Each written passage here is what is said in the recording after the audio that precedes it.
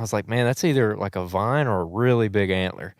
And when I got up about half an hour later, I walked down there, and it was a really nice 5 or 6 point side. You waited in half an hour? Yeah, I did. There wouldn't have been no way. In a I seen spot, a big look. old shed laying Dude, down there. well, I didn't know if it was a shed. I was like, well, I saw it, and I'm like, that looks like an antler, but I'm looking at it, and I'm like, there ain't no way that's an antler, because it was laying tines down. I was looking at the beam, and the beam came up, and I thought it was like a vine. I was like, it's either a vine or an antler, but I'm like, it's too good to be true.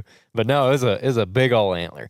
But I do it like we're blood trailing a deer. You know, once you start getting down to the little bitty drops, then you go into grid mode. You know, it's just go down one way, move over just a few feet, and you come back. And then once you get that all worked out, you're going the other way.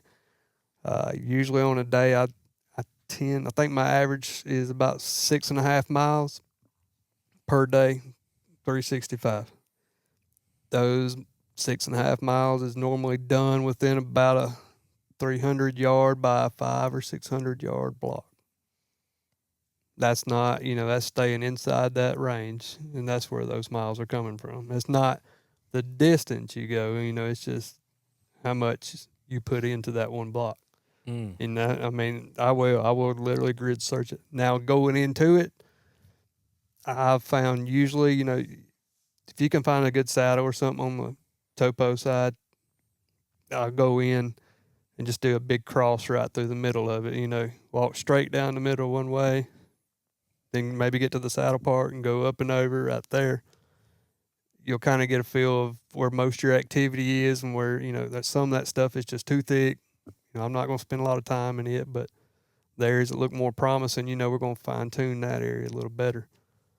I'm the opposite of what you just said. Looking on the map, I look at a topo map, and if I see something that, like a saddle, I mark that off because that's where people are going to go before me, is what my thinking is.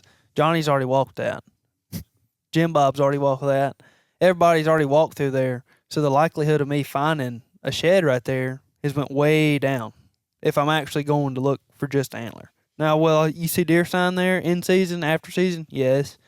But if I'm going to look for sheds or look for bone, I'm marking those places off, and I'm going to something that doesn't look good at all to hunt. Like, there's no reason for anybody to really be over there, and I found several doing that. Just walking around in the middle of something that doesn't look good.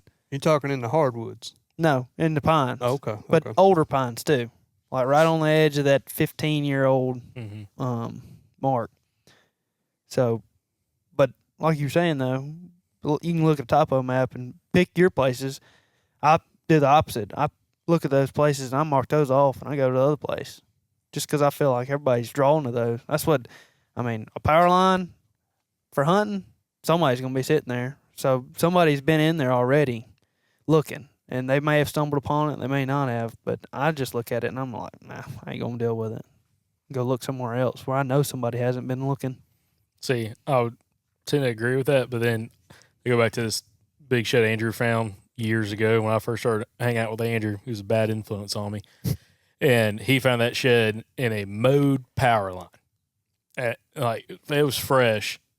What shed are you talking about? The one you found? Oh, I can't. Well, The one with the turkey spur on it? yeah. No. Was it not mowed? Dude, don't listen to Jacob Short. Gas line, power line. No, it wasn't in it. It was in a hardwood bottom. Wasn't it not adjacent to it? No, it was. I thought we were walking down it and you saw it down there in the bottom right there. You weren't with me. I thought that's the story you were telling me. Can't listen to Jacob. I was turkey hunting that day. I was actually back. This is a good segue because I was going to bring this up. So most of the fresh sheds I've ever found have been kind of like this. I was turkey hunting that day, and okay, I'll give you this. I was off a gas line about, I don't know, 150 yards or so, and I was just in a hardwood bottom, and I was turkey hunting, and I was set up on the side of the hardwood bottom, looking down into it because I didn't know what I was doing, and I was never going to kill a turkey right there. But way down in the bottom, I could see the antler laying there, and I was looking at it, and I just called, and I was just sitting there, and I didn't have binos back then, and I was like, man, that's either like a vine or a really big antler. And when I got up about half an hour later, I walked down there, and it was a really nice 5 or 6 point side. You waited in half an hour? Yeah, I did. There wouldn't have been no way. In If a I seen spot, big look. old shed laying Dude, down there. well, I didn't know if it was a shed. I was like, well, I saw it, and I'm like, that looks like an antler, but I'm looking at it, and I'm like, there ain't no way that's an antler, because it was laying tines down. I was looking at the beam, and the beam came up, and I thought it was like a vine. I was like, it's either a vine or an antler, but I'm like, it's too good to be true. But no, it was a big old antler.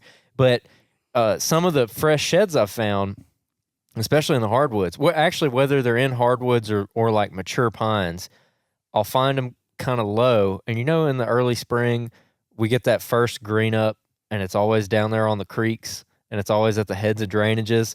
And coincidentally, back when we had a March 15th turkey opener, that's where I was always turkey hunting, because the turkeys were sucked down onto that green stuff.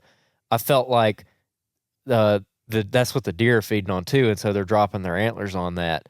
And so I was curious if you've ever looked at natural browse like that in the springtime and tried to go find sheds on whatever they're eating at that moment. So like in that case, again, like honeysuckle, other just random, I don't even know what all the stuff is that comes up in those SMZs at that first green up. But is that something that you've done before? I have found them in like some of those, real soft honeysuckle patches and stuff, where it's Mhm. usually viney in there as well. Usually the vines, will kind of tangle of them up and kind of pull them off. Then some of the berries and stuff that will come up on some of the trees, on side of food plots and everything, kind of what we'd consider staging areas on the outside of food plots.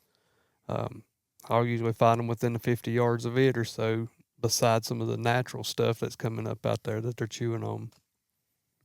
What about you, Bax? I haven't ever even paid attention to that. I, That a I've- boy. no. Yeah. I haven't paid attention to like targeting Mhm. the green up as the deer Yeah. feeding As on it and they're going kind on. of shifting. right. So, okay, let me ask you this. When you think about finding an old shed versus a fresh one, would you say that you find most of your fresh ones on a food source and you find most of your old ones in a thicket, whether it be, where a deer dropped it or where a coyote drug it up to?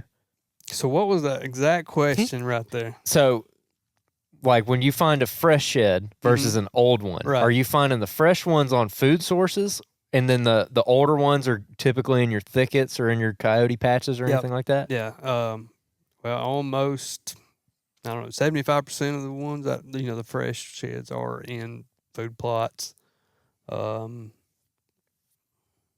Every now and then around the hardwoods, where some natural green up is happening, but majority of the time they are in the food plots. I think we. What about you, Baxley? That's what I've seen too. The like turkey season, Mhm. finding this year, or I guess it'd be last year's deer shed, compared to go out in a pine thicket and you find they're at least 2 years old. Mm-hmm. Um, Right. I think I said that we got a question about it on one of our Thursday episodes, and I think I brought up. I don't know where I heard this. It might have been from you last year when we were talking to you, but there's another guy that we know who's really big into shed hunting. We've actually done an episode with him. His name's Mariah Bogus, and he's a deer biologist now. And he's a huge shed hunter. I mean, he travels the whole country shed hunting. And he told me in the past that he really focuses on those food sources to try to find the fresh ones. Like right when he tries to time it when most of the deer are dropping. And he's looking and like he'll go up to the Midwest. So I think they probably have a more concentrated drop up there. I don't know. But anyways, he's looking at those food sources, and I don't know if it was him or maybe if it was you, but like someone told me at some point that you don't find as many sheds right where they're bedding, because when that pedicle starts to go away and those antlers get loose, if they're just laying there in their bed, they're just sitting there and they're not moving around. And once it gets loose enough, like those antlers on their head are actually like wiggling a little bit as they're walking, and they can feel it and it bothers them. So when they're walking around in a food plot and they're throwing their head around, they feel it and they're more likely to, shake their head and pop those antlers off. That was more likely him, but I 100% agree. I mean, it's just like a kid with a loose tooth. It's going to sit there and they're going to agitate them, and they're going to finally work it out of there.